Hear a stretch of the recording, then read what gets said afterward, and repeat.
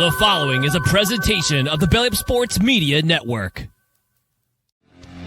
1420 Sports Bar Podcast. For beer, the sports talk, and a whole lot more. Join host Brent Radlinsky as he bellies up to the bar and gets the conversation going that'll make you think you're sitting in your local watering hole. It's sports, beer, and shenanigans. So sit back, grab a few beers, and let's get in.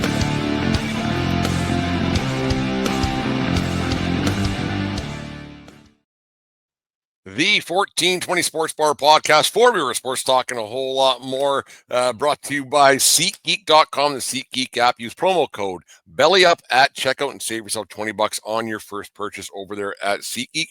Remember, we are part of that Belly Up Media Network. Go to bellyupsports.com for all their great articles and podcasts, which is no credentials required. And my guys over there at Craft Brewed Sports, their own unique twist of things in the world of sports. Always good to listen to those guys. Thank you very much, everybody who listens to us on a daily basis, watches on YouTube and everything else. Make sure you subscribe to our channel when you get a chance. Joined tonight by the most positive Yankee fan. I don't know if he's still on that positivity train, but I hope he is. Ryan, Captain's Corner, Twitter account, X account, whatever you want to call it. Cap, last time you were on here, we were saying it's going to be okay. It's going to be okay, and I think we tricked ourselves into thinking that. Where's your positivity level while we get into this? Thanks for joining us, by the way. Thank you very much for joining us again. Of course. Thank you for having me. It's always a blast kind of chopping it up. I don't remember the last time, like kind of where we were at when we last spoke. I think it was before the season started, like spring training, and Cole was out, and it was like, it'd be fine. It'd be fine. Yeah. And then, Definitely. Yep. I remember that. So Cole goes down, and we were on that train of like, we got the pieces we need to be all right. And then look at that. We were 40-25 things were fine. We were good. We were like 8 games in first place, maybe even more than that. We were cruising. So I think maybe if we had done this podcast, I'd say 3 weeks ago, we'd be in a great spot, right? Yeah, you can blame me and blame you, I guess, because like when our positivity reeks out of our pores, everything seems to be going pretty good. But all of a sudden, we take a couple of weeks off into 2 6-game losing streaks, and then who knows what happens. The next thing you know, the Yankees are looking up trying to move on up in the standings, and things are not good in Yankee land. Let's take the. There's people who are jumping out of their balconies and everything else, but it's not good. We can't sit here and blow and have unicorns with rainbows coming out of their hoops right now. But it's not good. Let's not sugarcoat it. What to you is the biggest problem, Ryan, right now? What's the biggest problem right now? Honestly, I think the biggest problem, and it's going to sound like I still got that crazy positivity, but I think the problem is just sort of like a grittiness to the team. Like, I don't think that the roster necessarily is the problem. I don't think that Boone's the problem. I don't think that there's really anything you can pinpoint. I think it's just when we beat teams, we beat them, right? Like when we win a game, you can look at the score. We probably won by like 8 runs. Like we like winning like 10-2. We like winning 8-0, 7-1. But we love losing those close games. And it's like Michael Kay is kind of under fire for it right now when he was talking about how the Blue Jays like shouldn't be a first place team. And he was kind of just referencing that their run differential is like super, super low considering they're in first place. And that's kind of what I think the issue with the Yankees is that, we score a lot of runs, but it's kind of when we're already up and we're just not able to close out the close games. And I think it's kind of a combination of pitching, hitting, and just sort of what's going on. I don't know. When I you listen to Michael Kay show, and I worship the guy around that guy walks, and everything he says to me is gold. And just how he gets clipped and turned and then twisted of what he actually said compared to what he meant are 2 different things. And the Jays, obviously we get a lot of Blue Jays baseball up here in Canada. Their game's just starting here in about 20 minutes, but they aren't good. They're an okay team, and they have a very good roster, but not a great roster. And they're first, they're a team with flaws. But I was listening to something this morning that the difference between the Blue Jays right now, and I know, I love Boone too. I've been a Boone guy since 2003 and everything else. And his brother played for the Calgary Cannons just up the road, so I kind of have a bit of a soft spot in my heart for Aaron Boone. But you look at that Blue Jays team with the way that they're with Schneider as their manager. Mattingly's there, and I'm not like Mattingly. Yeah, he should have been a Yankee, but he's not. Everybody's got to just get off of that. He's not coming to be a coach with the Yankees. He's just not. Mm-hmm. But there just seems to be more of a grittiness with those guys that they will that team to win somehow. And they got some stars and they got some pitching, but they're not fantastic by any means. I don't think anybody in the American League is fantastic. Well, you have the Houston Astros who are still really good. They're no good cheating Astros, but like you said, I think that there is that grittiness that they are kind of missing, and that's the problem, I think, is that the Yankee fans, Bronx, and all of the grittiness that comes out of that, and you expect that. Maybe that day and age is just kind of gone now with the way the game is a little bit, and with the way the roster is constructed. What's your thoughts on that? No, I definitely think it could be. And even sort of like the roster and sort of the mindset. Like I think you see like late in the game, and like, listen, I love the analytics and everything. Like I feed into that as well, but I still think that there's part of it where it's like you see late in the game, you still see guys taking like that home run hack. I don't see guys choke up at all anymore. I mean, Rizzo used to like choking up, but you really don't see that anymore. So I think like, yeah, I mean, there's just this. I think they kind of figure like, oh, we're still going to do the same thing in the 8th, 9th inning, and I mean, if it's not enough, it's not enough. But I think you sort of have to have a mentality like do anything you can to get on. And then, take a base when you can. I feel like we take the wrong bases sometimes, but yeah, I don't know. I just think that, and it's tough with Judge getting intentionally walked all the time. That was driving me crazy because like there are times where you wind him up and then they walk him and then the other guys can't get it done. But we've seen that for years. Well, I was saying this. I did one of these on Saturday with a guy out in Pennsylvania. We were talking about basically the same thing, and I said, like, if I was playing the way that this team doesn't hit right now, they don't pitch it very well. They're not hitting very well, and the one guy's hitting 366 still. Put him on, exactly. Right? Put him on. Like that's they like the Jays when they swept them, they walked him 5 times, right?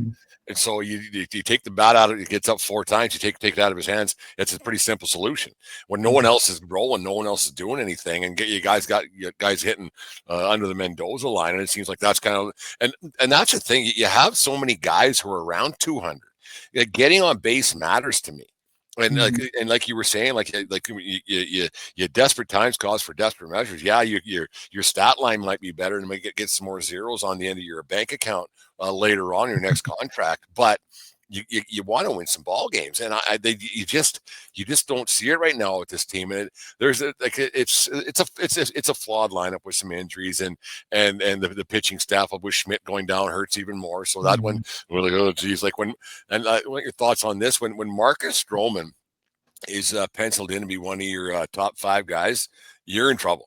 Like this isn't 2015 anymore with the Toronto Blue Jays when they were rolling through everybody. This is 10 years later, and Stroman's just not that guy anymore. And if he's one of your guys you're depending on, that says something that your scouting staff, your GM drafting, there's a problem there if Marcus Stroman's one of your guys when you're spending a $300 million payroll. Yeah, I agree.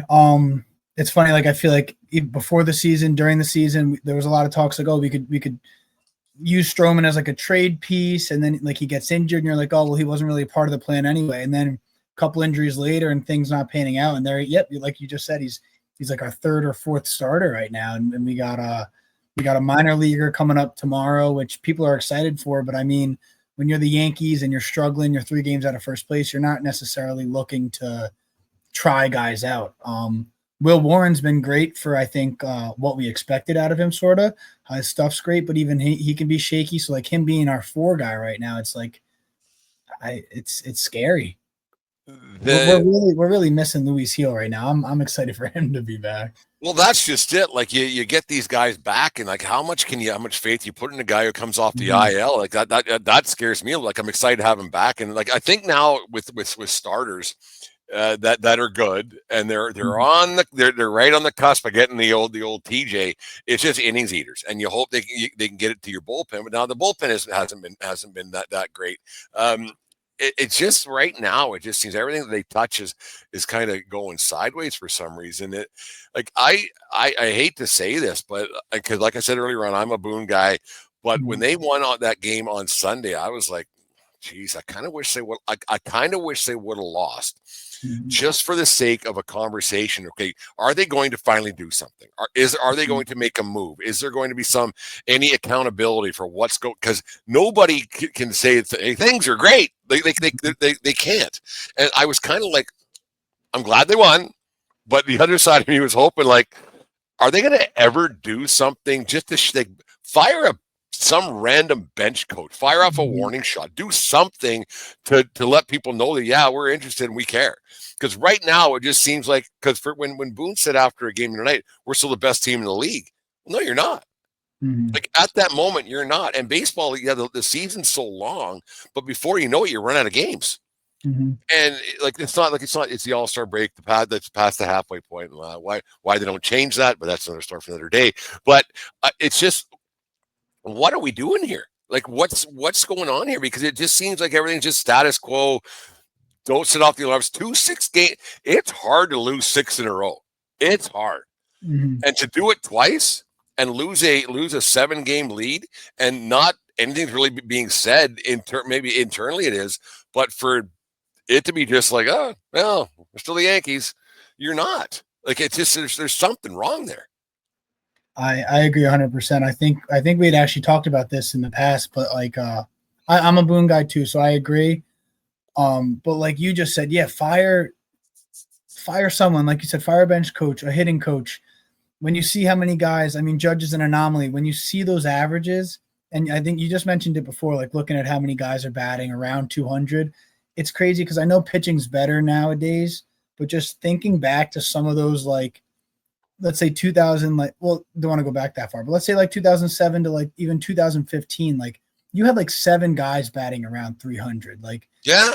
And I know pitching's better, but part of it's got to be something else because like I see highlights from old games. It's like Cano 300, like, and this team was great, but Jeter's above 300, A-Rod's around 300, Posada's around 300. Like all those guys were, and now we're like fighting for 200, and some of these guys are batting 5th and 6th. It's like I'm playing every day. Yeah, exactly. And it's so yeah, I think you're spot on. I mean, I don't know if it's Boone, but like you got to shake things up at some point when an NFL team can have the best roster and the coach can be doing, I mean, what they can, but if you're not winning games, then they get fired. It's pretty simple. At the end of the day, you can't fire the whole team.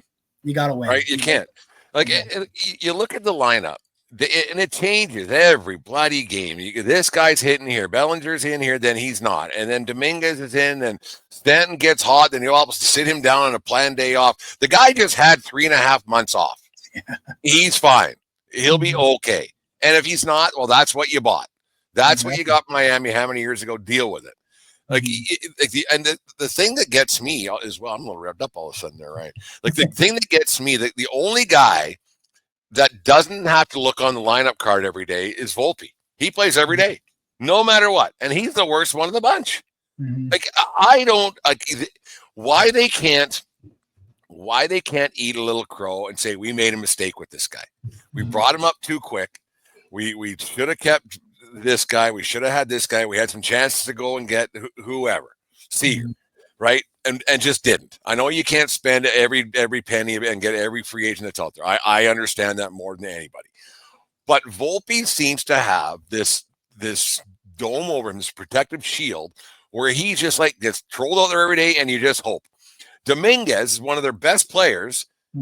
There's days you're like, okay, he gets a couple of hits, he's hot, and no, let's sit him down for a rest day. Let him keep going. Whereas Volpe, you don't want to blame an entire season on a guy, but when your team leads the league in runners left on base, and there's a guy on your team who leads his team on that, that's a problem. That's a problem. And why he gets just a free pass because he was a first rounder from New Jersey, it's mind-boggling to me. Absolutely. That's spot on in my opinion. I think rookie season was like, and you're thinking like, oh, that second season he'll come around. Second season, and then here we are. It's like the bat's not there. If he was playing a Gold Glove shortstop right now, I'd be like, oh, okay, well, he's defensive average, blah blah blah, and all that stats. He's not. He's not. And the thing is, too, those errors, he seems to really the lights get too bright for him. I swear, I think his errors come in like some of those biggest moments. And it's like, for me, and same with the bat, like you just said, runners left on base. There was a 2-week span where I feel like no one was watching the games, because I swear Volpe came up with the bases loaded or second and third, I think like 10 times in this 2-week span. And every single time he either struck out, popped out. It was like unbelievable. I felt like I was counting on my hands, like, okay, there's 4 runners left on base. There's 4 runners. Yeah. And I love Volpe. I love the story, but I agree with you 100%. At some point, you got to think, one, we missed out on so much, and 2, like, where do we go from here? Are we really going to keep just praying that things change? Like, I don't know how you do that. It's such an important position too. You got to get a little bit of offense up the middle, right? You just have to. You got to do something. I mean, obviously we were spoiled for so long with Jeter in there, and then we didn't really take a step back. In fact, we took a step up near the end of Jeter's career. He wasn't as good, and Didi came in, and so kind of we're like, all right, this our guy's going to get you 20 home runs. Going to play Gold Glove shortstop. He's going to hit 290 and on it goes. And this guy's hitting 190, whatever it is, and not doing it. You're just like, okay, why isn't anybody calling him out, or why does he get to play every day? Why not come up with some phantom injury, send him down to the minors for a rehab assignment, do something, because he can't be the only guy available right now, because I don't know what they pay him. It can't be that much. I mean, it's more than what you and I make, but it can't be that much where they can't figure something out and put a minor league guy in there for a couple of weeks. I mean, right now might not be the worst time before the All-Star break, when they're playing a couple of really good teams right now with Seattle and the Cubs, that they could very easily, the way they're playing, lose six more, like very easily the way they're playing. And sports is it's funny. It's that 6 inches between your ears, that 7 3/8, whatever you got in between your ears. That's what gets you. And maybe he just needs to go down to play somewhere else, down in Somerset, and get a little hot and get a little streak and have a ingrown toenail that he gets to go down, like anything. Like, I don't think they're doing this guy a service by letting him play through it, because it isn't working. No, it's not. And honestly, like you said with Dominguez, how he can go 3 for 4 and then wake up the next day, look at the lineup card, and he's not in there. I think it'd be, honestly, what if one day Volpe wakes up and Peraza's starting at short and Jazz is at second and DJ's at third? I think that would send him a message like, hey, like, we can't keep putting you out there and having you go 0 for 4, 1 for 5.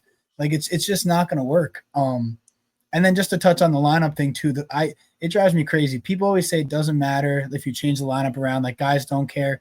I absolutely think that it matters. Yeah, dude, if you got the same guy in front of you and the same guy behind you, you start to learn mannerisms. You start to pick up on different things. You maybe get a better jump because, this guy likes this pitch. He's looking for this. I think it's crazy to think that it doesn't matter. I can't believe there's so many people out there that say it, and it just drives me crazy.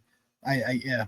This goes before you were born, but I remember like watching the Jays years at Whamco, and I remember, and then when they added Ricky Henderson, so it was actually Wham with the H in it. But yeah, but there was White, Henderson, Alomar, Molitor, Carter, Olerud for years. Every time. Simple. Right? So, yeah, we'll put this guy here and this guy here. Well, we'll put this guy here because his contract, like, what are we doing? Is it okay? Let's start pointing fingers. Why not? Whose fault is it? Whose fault? Who, like this? It's to have an 8-game lead or a 7-game lead, to being back 3 and Pet's heads are falling off the whole bit. Whose fault is it? Because somebody's made a mistake. Somebody overshot their shot. Somebody put this all together. Is it because shit can only run downhill so far? Eventually, it's got to come back up. Eventually, who in your opinion, Ryan, whose fault is it? Man, it's so tough. And it's funny because I love putting out this tweet every couple of months with Hal, Cashman, and Boone. And I always say, if you have to get rid of one of these, who are you choosing? And it's funny because I get the same amount of passionate answers for each guy. Yep. It really is tough for me. I really genuinely don't know if I have a definitive answer. I'm going to be honest. I don't think it's Boone. I don't think it's Cashman. So it leaves one there, but man, I don't know, because it seems like Cashman's been making the right. I mean, they always put together. Oh, am I still here? Oh yeah. Lost my screen there. And it's funny because we talked about the privilege. Like we always have such a competitive roster. Yeah. And like Michael K talked about it, like there's 20 something other teams that would have loved to go to the World Series last year. But you're right. I mean, there is a finger to point. I don't know. I really don't. Then you hear the complete morons who say, blow it up, blow it up. Yeah. Then what? Then what? If you lost in Game 5 of the World Series last year and you're ready to jump off the Empire State Building, this team blows it up and goes 78 and 84. Could you imagine? How are you going to do? Like then what? Then who are you going to fire? Because what you're going to get isn't guaranteed to be better than what you got. Absolutely not. Like you can't blow it up. You can't you can regroup. You got a free agent here or there, a trade. But from what I heard today, I was listening to something.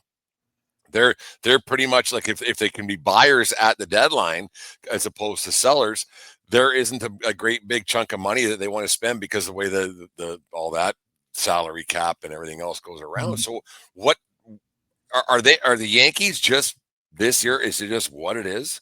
If they like, and let's get back to the positive side of things here, Ryan. There are 3 games out of first place of the All-Star break. They had a 7-game lead. They've lost 12 out of their last whatever it is. If they can somehow win a few games, and all of a sudden Toronto, like the Jays have Chicago, so they probably should win those. But like, is it cause for a major alarm right now that everybody has? Because we started off this. Let's get the positive side of things. It's not good, but is it fixable? I definitely think it's fixable. Because when you look at it, like it was just a lot of bad baseball all around. And usually, I mean, you see teams like, for example, the Mets, right? Juan Soto started off horrible. The rest of the team was doing really good. They won. Then Juan Soto starts going off, and then for a little while, the rest of the guys went cold.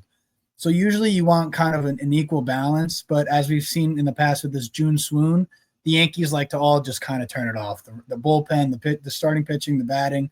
So I have faith. Here's the positivity. I have faith that you get that all-star break in, you regroup, things start to figure themselves out. Eventually we get Heel back. It really is tough to lose Schmidt.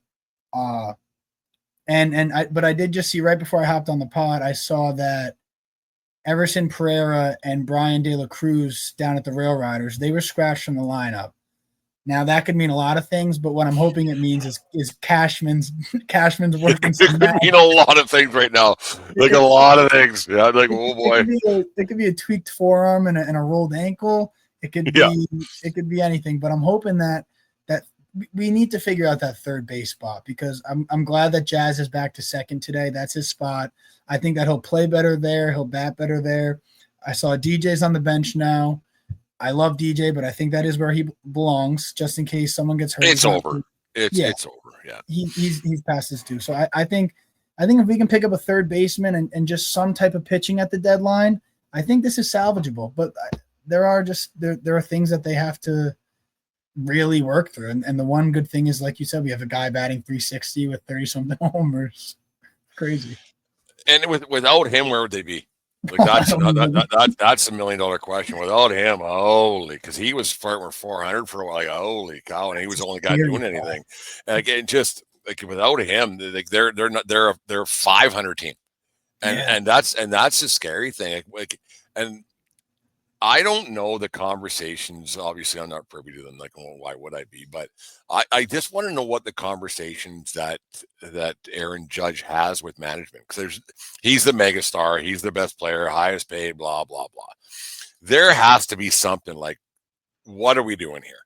Like, I only have X. Like, eventually, you want to win a championship because you can sleep on a mountain of money and your $1 million bills underneath your pillow. You think eventually these guys want to win. He's if he wins one, he's probably got to win 2 or 3. But he could be one of the greatest Yankees ever, right? Mm-hmm. And that's big. But without him winning, you win. But if you win home run titles and blah blah blah. But if you don't get a title, your plaque on Monument Park is a little bit tarnished. Do you think that he's got some say in this, or do you think he's saying like, what are we doing here? Like he's because I'm sure he's involved in meetings. Most superstars in all sports are. Like I'm a hockey guy, probably more than you are. So like I know that like Sidney Crosby's involved in these meetings. Connor McDavid's involved in these meetings. Like what goes on. Do you think that Judge might be going like, what are we doing here? Like I'm not getting any younger, and you guys know that you paid like the back end of my contract. I'm not going to be doing the same thing I'm doing now. Do you think he's like, we got to do something here? Like, do you think that? I don't know. Like, I do. I think he is. And he's such like he is a Yankee, because when you see him, the way he leads, like he's like Jeter, he leads by example. You can tell he wants to win. His demeanor, he carries himself very well. I think he definitely is involved in these meetings. It's just tough because, I mean, I don't know necessarily how true it was, like in terms of him keeping certain guys around, like Rizzo, Verdugo, because like he's got relationships with them. But I mean, at the end of the day, I think that he wants to win, and I do think that he's involving himself. He has to be involving himself in these conversations, because, like you said, I mean, he's going to be a Yankee for his life, and toward the end, he's not going to be putting up these numbers. And it is just tough. I mean, I just can't stop thinking about, like you said, what if we didn't have Aaron Judge? This team would be it would be a gross sight. And then just another positive that I kind of think about, that Bellinger play the other day against the Mets. Fantastic. Unbelievable. I mean, shoestring catch and then comes up gunning. And the fact that it was Soto and Lindor involved in that play just makes it that much sweeter. I gonna have a couple better guys. You brought up Soto earlier along, and I know it's only in month 6 or whatever it is, that contract, but do you think the Mets have a little bit of buyer's remorse, because he's been better, obviously, and he's still a great player. Like, let's not say he's not. But do you think there's some buyer's remorse around Mets land? Like, this is a long-term deal, and this is what we got in year 1. Yeah, I think right off the bat, I mean, you saw Mets fans just up in flames when he was batting like 220 and struggling at the plate.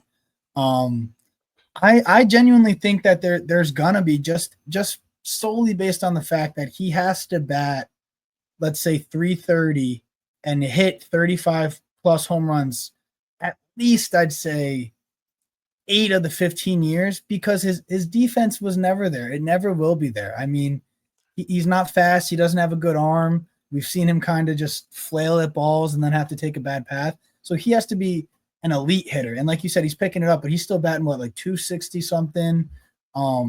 He works a lot of walks, but at the end of the day, walks can only, I don't know. Yeah, great walk. Right on, man. Yeah, nice. That's a great walk. You have a good eye. I'm proud of you. I think he'll be great for a long time, but yeah, I think that contract, you can't forget how much that contract was worth. And that's going to hang over his head forever. Like that, there's no getting around that. Like you'll never live up to it, because what are the expectations for $51 million? It's never been done before. So there's nothing, because everybody's like, well, $51 million. Like, if I paid $51 million, if you paid $51 million, you wouldn't be doing a podcast sitting here with me. So shut up, whatever. Right? Yeah. So it's funny. I don't know why it took so long to put you're paying a guy, like I'm talking about DJ, but to play Jazz out of position as long as they were with the hopes, and to play DJ out of position, he played everywhere, but you would have been better off to have Jazz at his position and DJ playing over there than having 2 guys not doing what they're doing. Why would it have taken for the Titanic to sink? It's sinking. It's not down to the ice, down yet, but it hit the iceberg. But why would it taken so long for a couple of guys like me and you to figure this out? But the management is Boone. Is he just too nice, and are they too faithful? That could absolutely be a part of it. Yeah, it makes no sense why Jazz wasn't at second. I mean, people would argue this, but he's a star in the league. Yeah. Even when he's struggling at the plate, he's so fast and athletic that he impacts the game. I don't know why you wouldn't have him at his natural position. And like you just said, I mean, even DJ's kind of played all over the place, but even being at second, we talked about it, he's slow. He's not necessarily, he's always had a decent glove. Toward the end of last season, I got concerned because he was kind of making errors that we've never seen DJ LeMahieu make. But it just doesn't make sense. I'm I'm on board with you on that. Like, why would you have two guys out of position versus one out of position and the other guy being like an all-star at his spot? You know what I mean? Jazz is an unbelievable second baseman. So let's go through this. So you got two guys out of position and one guy who can't play position. Out of 4. Not good. It's not good. That's just like I know I'm in baseball management, but to me that would be like, hey, there's something wrong here. Like, why do we see this and they can't? Like, is Cashman at a point, because he's been around forever? Mm-hmm. Is he at a point where it's my show? It's my show. I'm never wrong. I'm never wrong. Mm-hmm. I made the playoffs this many times in this many years, and then my decisions have to be right. Is it time for maybe, and maybe it is how? Like, eventually the top of the totem pole has to take some accountability, and then you got the analytics department. That's another nepotism inside there, but it's like, why? I mean, the Yankee fan base is very passionate, obviously. Mm-hmm. But why can they see things that maybe management can? Like, what are you and I missing by just talking here that maybe they're seeing? Like, what? Now that we're talking through this a little bit of therapy here on a Tuesday night, like what are they not, or what are they seeing that we're not? Yeah, I mean, it's a great question, and it's funny because like we're not behind the scenes with them, but we're watching every game like they are. And I think you might be right on that. I think at some point, Cashman's been around for so long. You're in like the most prestigious franchise. You win a lot. You haven't won the World Series in how many years, but you're always a winning team. I think it's definitely part of that. And it also could be kind of like this going off of like it's his show. Maybe they're just like, oh, like, yeah, I think that I know. Maybe they think they know more than I don't know, like what's normal or what should happen. Maybe they're trying to do too much, do extra. Maybe they're like, oh, Volpe needs the one extra year. Oh, Jazz at third, it'll be perfect. And DJ, maybe I don't know, maybe they're overthinking. But it's just funny because like I know before the season started, like my biggest harp was like, we need a third baseman, we need a third baseman, we need a third baseman. And you know that. Yeah, exactly. And Ryan knows that. Right? You know that. Exactly. Why don't they? We go into the season and we still don't have a third baseman. And we're the New York Yankees. We win. It's a very basic necessity that we didn't fulfill. And look at us now. We're praying at the trade deadline we get one. Is it something just as simple? Maybe they're pulling the wool over our eyes over all these years. Maybe. Like you get out of the American League East, which is you have Tampa, who spends $8.95 plus tax every year. Yep. And the Toronto's never really good. Baltimore pretends that they're good, and look how they are. Boston's basically told their fan base, we don't care if we win. Like we're good. Has the wool been pulled over the Yankee fans' eyes over the years and say, we're gonna dabble into it, but if we don't, but the thing is, they spend a ton of money. So maybe I don't know. It's just there's just something that just stinks a little bit, and something that just doesn't fit the old eye test. That why can't? And I'm not saying win a World Series every year, but something just kind of smells a little bit like what's going on here? You spend $300 million every year. Steinbrenner must be like, why are we spending $300 million? We don't win. Like something just doesn't work in my head that we spend all this money and we don't win. And yet Cashman and Boone still stick around. And I'm not saying fire Boone, because like if you fire Boone, you're gonna get me and they're gonna tell me what to do. So it doesn't matter. Yeah, like it doesn't matter who's there. I don't think that Boone has a ton of say in the lineup on a day-to-day basis. I think that there's a spreadsheet that says a lot who plays on certain days. I don't think there's enough eye test when guys are going a little bit. Like when a guy goes 3 for 4 on a Saturday, let him play Sunday. I don't care if he's got a scheduled date off. He's fine. He'll be okay. Like it's Absolutely. Fine. Like what are we missing here as Yankee fans that just like something just doesn't add up here? They spend money on analytics and that. Like something's just not jiving in my head. No, absolutely. It's an interesting point. It's like they do enough for us to compete every year. You wonder, are they doing everything they can to win a World Series? I think there's a small little gap. Maybe it's like we're always here. We always have a chance, but are we going to take it here? Where it's like this past offseason or like off seasons in the past, it's like every free agent, the Dodgers sign them, the Dodgers sign them, the Dodgers are doing everything they can to win a World Series. And to think that the Dodgers and the Yankees are far off in terms of how much money we can spend, what we can do. I mean, it's just we should be neck and neck. And I think that yeah, I mean, we're so privileged. Like I hate having these conversations, but at the end of the day, it's like we got to get to where we want to be. So it's kind of like a tug of war. I agree with what Michael Kay said the other day. It's like we're like brats where we want to win. It's like World Series or bust. It's like every Yankee fan has that in them. But it's like I do also appreciate the fact that we can root for a World Series every year. So it's just such an interesting dynamic.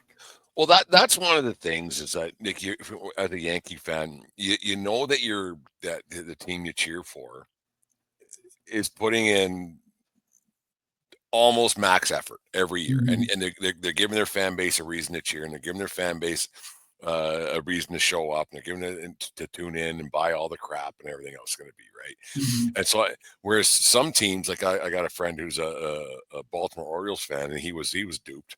Like he thought they were going for it, and look what they're doing. I got people like around here that are, Rockies fans or Padres fans or whoever, Mhm. Mariners fans. Like if you're a Mariners fan, like what, they haven't done anything ever, like ever, Mhm. right? And so then it seemed like a lot of years they weren't trying, whereas the Yankees seemed like they tried, but it's just. Is it just like, let's not write the season off yet, but is it time for, if they don't get something done, I'm not saying win a World Series, I'm not, but make it exciting like it was in 2017 and in 2019 when that was just so much fun. But you know what they did? They gave up the year before and they brought a bunch of kids up that didn't know what they were doing, and Mhm. that and it damn near worked. And Mhm. they made some acquisition deadline with Headley and Frazier and those guys, and that was a fun year. And but that's, all of a sudden that's 8 years ago, Mhm. right? Yep. So, uh, hey, Cash, like what are we doing here? And yeah, you lost in Game 5 of the World Series last year, a game that, like, this World Series, that could have went either way with a couple different decisions and maybe a fly ball that should have been caught in game. I don't know. Something just happened there. We'll fix it. Not a big deal. Oh, good. You know what? That was a representation of the Yankee season. Going There good. it is. Doesn't Little keep going little good. glitch in your armor. Technical problems are temporary. Please don't adjust your set. What I was getting at there, Ryan, was like, if this doesn't turn out to be, I'm not saying World Series, but if it goes, they miss the playoffs, which isn't, considering the start they had. Is this the time where everybody's got to take a long, hard look and go, maybe it's time? Maybe it's time that Cashman moved on, and because Boone's had kind of a pretty long leash, and maybe it's time to change things up a little bit, because what they, and I'm like I'm not a World Series guy. World Series or bust every year would be nice, but Mhm. maybe it's time that they got to look at themselves in the mirror a little bit, and upper management's got to say this isn't working anymore. I absolutely think it could be. When did Cashman become the GM? Do you know what year? I mean, it's been so long. 99, I think. Yeah. 99. So I mean, you'd think part of me thinks that, I mean, he's had success. That's not, I'd be lying if I said Cashman wasn't a successful GM, but considering how long it's been, Yeah. you almost feel like they won't be satisfied ending the era per se without winning one more. At least that's kind of the vibe I get. Um, but I personally, I think that, yeah, at any point really, I mean, it's been 2009. I mean, it's been 16 years. I think at any point really, we can just say it's time to move on from something. And going back to what we said in the beginning, someone would just have to go. We'd have to shake it up. What do you do? You've already alluded to the third baseman. You've already, like, Mm. with starting pitching. What does Ryan, if he's given the keys to the castle, what does Ryan do to fix this thing? To fix this thing. Wow. All right. Or So are we just panicking for nothing and they'll be fine? Are we going back to that? We talked back in March. It's going to be okay. Are we going back to that? I'm all right with going back to that. Now there's two different things. I am all right with going back to that, but I do think that I do some things differently. Um, I think a consistent lineup.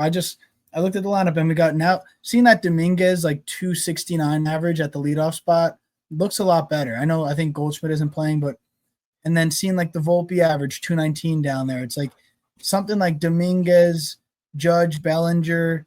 I mean, I hope to see Stanton pick it up, but and then like the Goldschmidt, the Ben Rice. I just want to see some consistency. I want to see like the 1 through 5, 1 through 6, like you were saying. The bottom of the order can change it up, but I want to see that consistency. The starting pitching, I think it'll figure itself out in terms of like Rodon had a rough start. Fried was kind of shaky for one start. I think they'll be fine. You still believe in Rodon? I do. I thought, up until about 12 seconds ago, I thought you were a very intelligent man. I have no faith in that guy. Like, he's this and he's that and he's this. Like, put together 3 in a row, man. Yeah. Like, because he was supposed to be the next coming of Koufax when he came over, like, and then just like, okay, can we? Mm-hmm. And, hey, and then there he is. Like, I don't know. He's got to do something pretty remarkable in the second half for me to be like, it's Stroman with the left arm instead of a right arm. Yeah, I don't know. It's a totally fair point because I feel like you never know what you're going to get with him, and he is so emotional that it feels like one little mishap and he throws a little fit.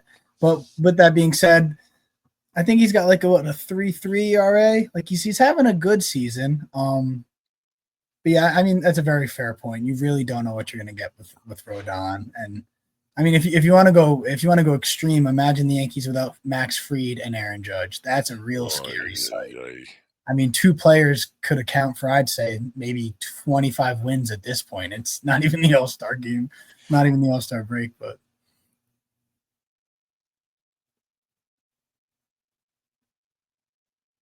Yeah, right. You factor in, then they're, 5 more wins, right?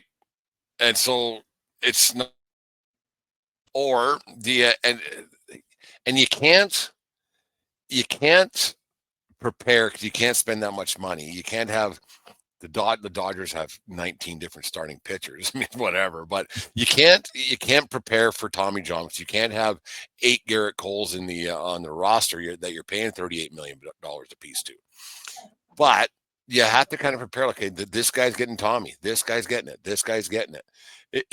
It's odd. And like the one guy who's not getting it's the one guy you want to get, and Stroman, because they can throw hard enough to get Tommy John. Not that I'm wishing Tommy John anybody, but it's just like you can't prepare for the worst, but it just seems like there isn't a contingency plan because they spend so much money on the front end.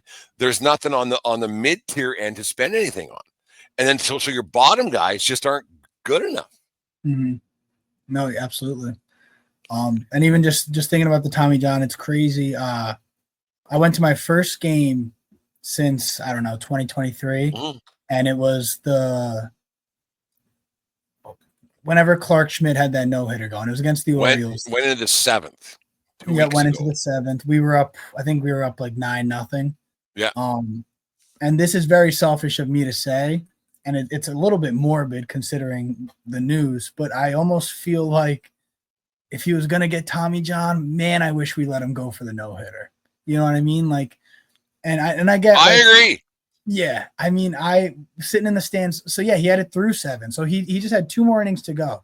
And you didn't know what was going on, right? Like you're like, what the hell? Yeah. So he's at 100 pitches, magical 100 pitches number. Like, okay, yeah, he's got a no-hitter going. Like, exactly. Yeah. Absolutely. He was at 103, and I was thinking, you go out there in the 8th, and you somehow get 3 quick outs. Why not go for a piece of history? Yeah. See, and I like that you brought that up because you don't know how many games there might be people who go to 1 a year, one in their life. And if they can see a piece of history, that's something they'll never forget. And then you have a fan for life. Because I remember opening day a few years back when Kershaw got yanked, perfect throw. I think it was 6, and they took him out. I would I want my money back. Season tickets, no, done. Like I could have saw a piece of history. And you're worried about this guy's arm on day 1. Mm-hmm. Like, and then with Schmidt, like you're a no hitter, like because I've been to a couple of games when they're like 8 1/3, right? Not a Yankee Stadium, but just different place. You're like, the crowd gets into it, and you're like, hey, see what's going on here? Because it's around, like, for you, when is it when you're like, you start paying attention a little bit? I know you probably have the app, everybody does, and they put the notification up. For you, when is it when a no-hitter or a perfect game alert? Like, when do you start noticing and go, there's something happening? You don't say anything, obviously, but when is it for you where you go, there's something happening here? Well, here you go. At that game, and I love at the stadium, I was probably about 3 tall boys deep, so I'm enjoying myself. Yeah. And I think I'm going to say it was the 5th inning. I think 1 out in the 5th inning, and I looked over at my girlfriend, and I said, something's happening. And she looks at me a little confused because she likes baseball, but not like too big on it. Not lunacy like we are, yeah. Yeah, not a crazy person. I said, something's happening, and I probably said it a couple times, and I just gave her one of those at the scoreboard, and then she caught on. She was like, "Oh, so I think around that 5th inning is when you start tuning in, because you get through that 5th inning. Now you're at the 6th, and you see no hits up on that board. It's interesting because now you're going around one more time." Where were you sitting? It was in right field. It was actually funny. Like, I've never sat here, but they weren't in the actual seats. They were like the foldable cushion seats. Oh, yeah. It almost felt like it was in like a handicap spot, but like it was just like a normal little section. And three tall boys deep. Might have been a handicap. Whatever. Might have found myself in the wrong seat. You're right. No, but it was nice, and it was like 95 degrees, so like we were right under just above the bleachers in 203. Just above there. I think it might have been like to the right of them almost. It was okay, like hugging the foul pole kind of, but we had the food right behind us. We had nice. I know exactly what you're talking about. Yeah. Yeah. So it was a good.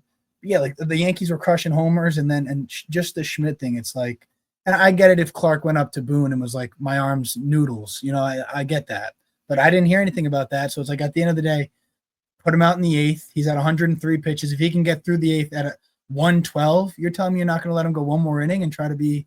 Well, here's the thing, right? Now that you mention it, let's say Schmidt just goes up there and the Henry Rowan Gardner, all of a sudden his arm is he can't do it anymore. Great movie, yeah. But he lobs him in. If he gets a pop up, whatever. Throw it in 68. If it works, you're up 9-0. Whatever. Exactly. Why not? Like, if it's already done, it's done. Right. 100%. And it's unfair, but now that we know the news, it makes me a little even more upset about it. It's you pay for the ticket. That's your right to be upset about that. Yeah. We had, like, for the team I'm with here in Lethbridge, we had a guy go 6 2/3 perfect. And then there was a pitch 3-2 count. It was a strike all day, and the umpire balled it. Like, it was just above the belt. So it's actually a strike because the belt isn't the strike zone, but I don't really know that. And the umpire balled it on a 3-2, and the opposing coach, he lost his mind. He's like, get some feel, like losing it on the umpire. Get some feel for the game. That's a strike. That kid's out. Like, let's do this. Like, so 6 2/3, and then the next pitch, kid hit a double. And then, it's like, Jesus, man. It's just like, no, but I think every fan should be leaving Yankee Stadium that day like we were robbed of something.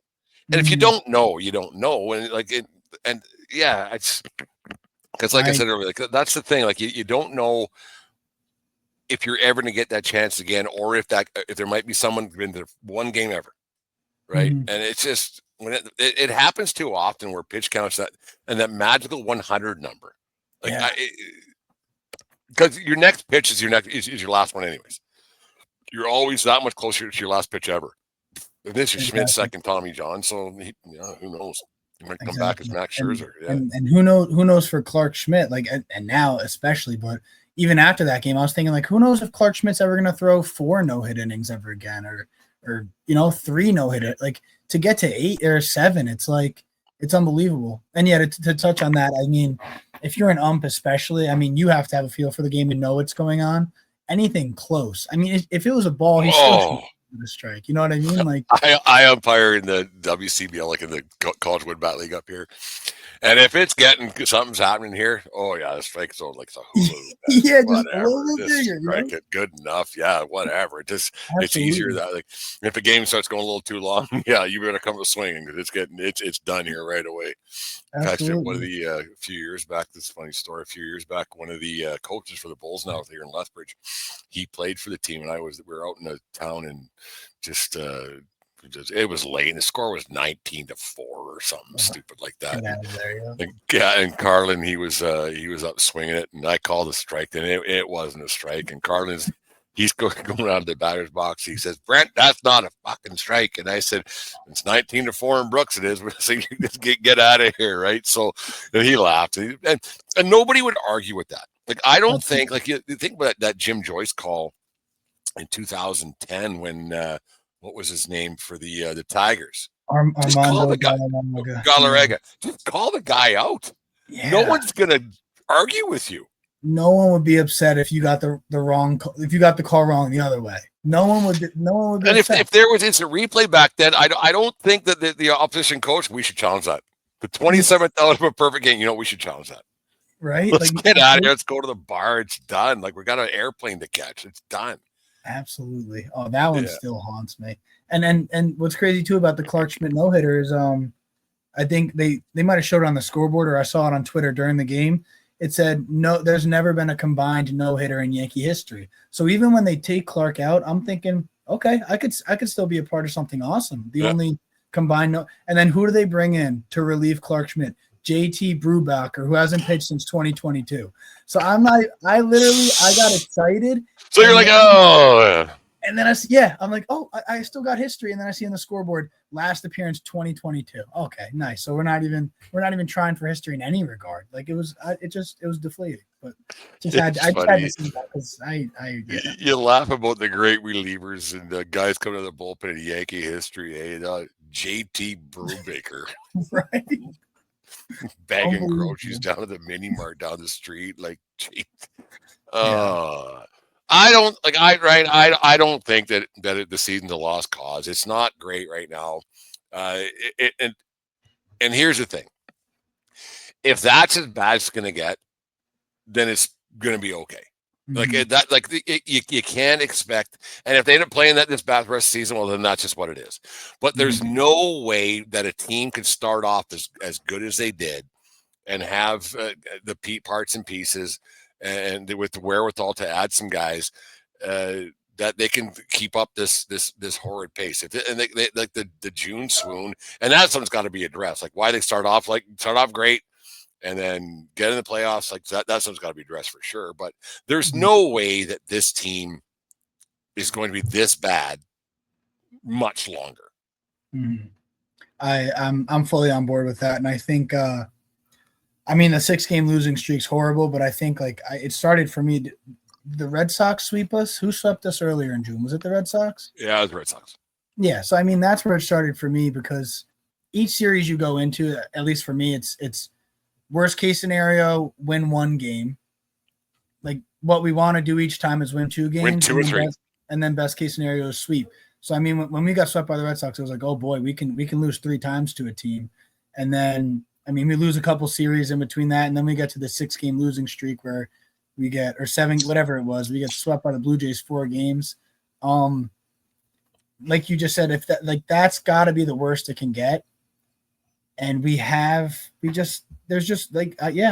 doubling down on that. There's no way we can have the start we had where guys were, it doesn't even feel like it's the same season where we played the Brewers and hit 14 home runs that first weekend. Yeah. But it's the guys are on the team. They're talented, and I think we'll be all right back to where we were. I think it'll all be all right. It'll be okay. Look, you lose Schmidt, you get Heel. Exactly. Yep. And right. Just get something at the deadline. Pick up a bat. Get some type of bat that's going to be productive in the lineup. You put Jazz where he's supposed to be. Exactly. You find a guy down at Single A Tallahassee that can take Volpe's position. You'll be fine. Yep. Because that kid down in Tallahassee couldn't be much worse. Very true. Unfortunately, it can't be because. You hate to put it all on one guy, but I'm starting to put it on one guy. Like it's just like It's bad. And It's it's bad. crazy how the big situations continue to find him as he struggles. It's like you're thinking, oh, this is gonna break him out. Strikes out, ends the game. Oh, this is a big play, makes an error, throws it away at third. But what are your thoughts on kind of what happens with Spencer Jones? How do you see him either fitting in, or what goes down with him, do you think? Just doesn't. Yeah. Not going to get a chance, right? They're so set in their ways. I just don't think he's going to get a chance to play. And I think now that's might be a great time to trade him. I feel like it. Like he's playing really well in AAA. Now he's got to be probably at his highest value yet, maybe. And that's the thing. Like they hold on to prospects, and that's another Cashman fault. Mm-hmm. They hold on to prospects. Give them a little bit of a chance in the big league level. Mm-hmm. So then their value is not as good, and you get nothing for them. And then you're Frazier, stuck. Miguel Andujar, blah, blah, blah. Peraza, yeah. Peraza, like all these guys. But I would give them a chance. Like, why? Like, Mm-hmm. it can't get any worse. Mm-hmm. Like, it can't. I just, it's, I think that the Yankees, this is an epiphany. I think that they try to win every year, so they get old guys with names, Goldschmidt, and so it appeases the 10 times a year fan. We got Goldschmidt. He's a good player still, not great player. He's a good player, but so it keeps people interested. But yet they have nothing coming up on the underside that's any good. And I think that's a major problem. The Cashman tends to dupe the Yankee fan a little bit, saying they're going for it, right? I don't know. It's just I don't know. I think that they're not a World Series team as of right now, but you just never know. Absolutely. Baseball. Hopefully, baseball does what baseball does, and I mean, we go on a little 10-game win streak, and maybe the next time we do this pod, we're happy and laughing, and I don't know. And we're better than okay. And we'll be better than okay. Because we've been okay, like we were okay, and then we were like, oh, sky's falling a little bit. But I think they're going to be okay. I think they're still a playoff team. I think so, too. Just need some pitching in the playoffs because that 3-game series is going to be over pretty quick. Exactly, yeah. We've got to win the division. We've proven that we can lose 3 games in a row. That's for sure. Yeah, simple math. 3 twice, 6. Oh, 6 twice, 12. Oh, that ain't good, anyways. No, Ryan, it's a lot of fun as always. We'll have to do this again, probably at the 3/4 turn, probably middle of August or something. We'll talk about maybe you're going to go to the stadium. You got any plans to go back there again this year? Yeah, I actually have a friend's bachelor party. We're going. I think it's August. Some weekend in August, they're playing the Red Sox. Yeah. So, hopefully when I'm back there, hopefully we're not competing with the Red Sox at that point. Hopefully we have a nice lead on everyone, but who knows?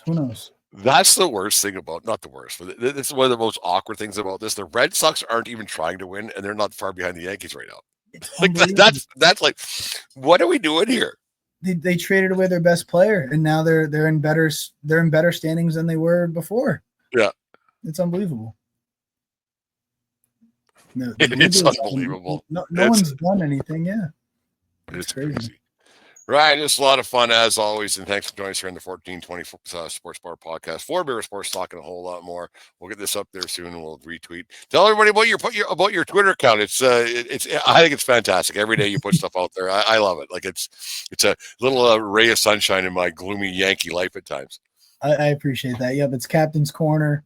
That's really what I try to do. I try to keep it positive. I mean, X, Twitter, whatever. It's such a crazy negative app that I try to be that little sliver of hey, everything's gonna be all right. It's gonna be okay. It's gonna be okay. Yeah, when Twitter gave you that for you and then following, I didn't realize that. Hey, so I kept reading that for you stuff. I'm like, oh, this isn't for me. This isn't not. Like this isn't for me. This is bad. Like and then me and the wife, we were actually. It's funny because we get caught up in the political stuff because like we're old. Right. So we get caught in political stuff now and then for about a month and a half, we didn't. Canadian politics, American politics, we're like, no, we're not doing it. And then one night, last Saturday or 2 Saturdays ago, we watched a Canadian political satire thing for 5 minutes. For 5 minutes. We didn't talk for 2 days. Like it's just like, holy Christ. Like, yeah, just watch sports, drink beer, whatever. It's easier that way. It's crazy, isn't it? You can get wrapped up in stuff. It is unbelievable, especially that stuff. It's like no matter what side you're with and what, I don't care. But you just like, what the? Yeah, okay, let's not do that. 100%. And it's tough when I see it because there's a lot of accounts on Twitter that they'll combine the two, and that's just a recipe for disaster. Because rooting for a sports team is enough controversy in your life to throw in a half and half political. Nope. But thank you for having me on. It's always a blast shopping. Oh man, we got to do this more often. I enjoy doing this, and you're a ray of sunshine in the world of sports. It's because like I said, like it's hard. Like running a baseball team is hard enough. Then you got to watch that crap on TV once in a while, and you come and talk to a logical Yankee fan like you are. That's like gets a little bit and just puts it in perspective. So, anyways, that's the 1420 Sports Bar podcast. 4 beer sports talking a whole lot more. That's the Captain's Corner. I'm Brent Radlinsky. Thank you all for listening, watching, wherever you get your podcast, and remember where it doesn't matter where you are. It's who you're with. Have yourselves a great week, folks. We'll talk to you later. Thanks for tuning into the 1420 Sports Bar podcast. 4 beer sports talking a whole lot more. Brought to you by SeatGeek. Go to bellyupsports.com for the best of sports articles and podcasts. Subscribe to our YouTube channel or wherever it is you get your podcast. Let's get in.